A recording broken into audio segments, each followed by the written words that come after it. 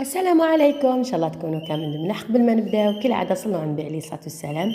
اليوم جبت لكم وصفه سهله وسريعه تقدروا ديروها قهوه العشيه اللي هي مسكوتشو المقله ولا كيكه المقله. يعني تجيب مقادير بسيطه جدا وتطيب في مده قصيره، ويعني حاجه خفيفه، يعني بومسلك اللي عنده ضياف ولا اللي يحب يدير حاجه للقهوه خفيفه ولا يعني تجيه سهله. راح نبداو بسم الله. هنايا عندي زوج حبات تاع البيض، يعني انا المقله تاعي ترفد زوج حبات تاع البيض، القطر تاعها 30 سنتيم. نتوما ديروا لحساب المقله تاعكم شحال القطر تاعها وديروا البيض. كاينه اللي تحب ديرها كبيره، كاينه اللي تحب ديرها صغيره. الا كانت المقله تاعكم 15 ولا نصف القطره تاع 15 ديروا حبه تاع البيض وحده، يعني حتجيكم سوا برك.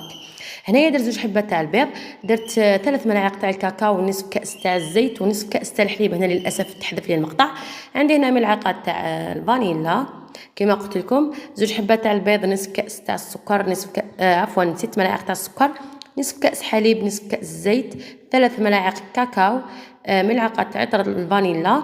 واذا كان المقله تاعكم صغيره تقدروا تنقصوا الكميه، تقسموها على 2، واذا كان كبيره ضاعفوا الكميه. هنايا نبدا نخلط باش ما يطلعليش كامل هذاك الكاكاو. خلط فقط هكذا بيدي، ومن بعد نستعمل الفوي.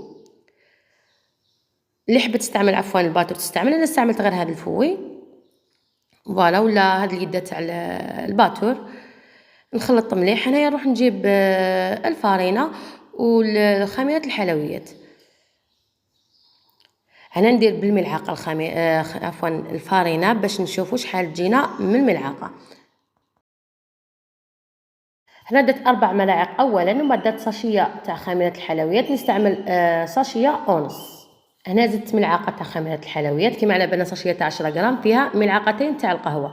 هنايا نخلط ونكمل نضيف الفارينه اللي يعني اللي بقات. هنايا نضيف لها ملعقتين تاع الفارينه اللي بقاو، يعني 6 ملاعق تاع الفارينه معمرين جاوني سوا. كما قلت لكم في بدايه الفيديو، تقدروا تزيدوا على حساب الفارينه تاعكم وتقدروا تنقصوا. دوك تشوفوا السائل تاعنا ولا تشوفوا الكيكه تاعنا كيفاش تجي سائله. لازم تكون سائله، ما تكونش ثقيله بزاف. نكمل نخلطها. ومن جهه واحده اخرى انا كنت وجدت مقله دهنتها بشويه تاع الزبده. شوفوا هنا كيفاش تكون سائله، يعني ما تخافوش ماهيش راح تحبط لكم ولا راح تجي ما شاء الله وتجي خفيفه ريشه.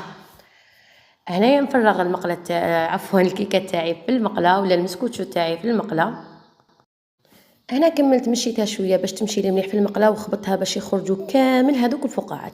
وشعلت الفرن تاعي على نار قليله وحطيتها وغطيتها وخليتها حتى طابت في غرضها. شوفوا هنا بعد ما طابت كي ندير الموس تاعي ولا ندير الكوردو يخرج لي ناشف. هنا يعني المسكوتشو تاعنا راهي طابت. من جهه واحده اخرى ذوبت شويه تاع شوكولا ضاده بالحليب، يعني نتوما استعملوا الشوكولا اللي حبيتو. انا على كل حال ما عجبنيش اللون تاعها، مي الكو رائع، يعني عندها بنه خرافيه. هنايا ندهن الكيكه تاعي كامل بالشوكولا، نمشيها مليح ونخليها تبرد شويه ونروح نشوفوها كيفاش خرجت. هنايا ملاحظه فقط، الشوكولا تاعي ضفت لها القليل من الزيت، يعني هنايا مازالت سخونه، يعني باش نكمل لا فيديو فقط. انتما كي تخلوها تبرد رايحه تشد روحها وتيبس وتخرج يعني رائعه، يعني ما شاء الله.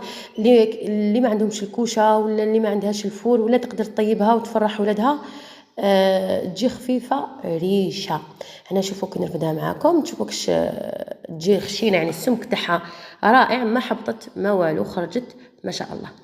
شوفوا حبيباتي كيفاش خرجت. هنايا نقسمها معاكم.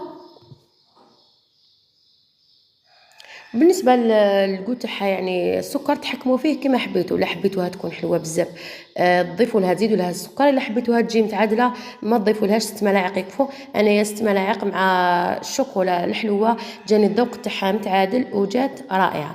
هذه هي الكيكه تاعنا، ان شاء الله تنال اعجابكم. شوفوا كيفاش جات خفيفه، يعني نفس الكيكه اللي طيب في الفور، خرجت رائعه. في الاخير ما بقى لي غير نقول لكم ما تنسونيش باللايك والاشتراك باش يوصلكم كل شيء جديد. والسلام عليكم ورحمه الله تعالى وبركاته.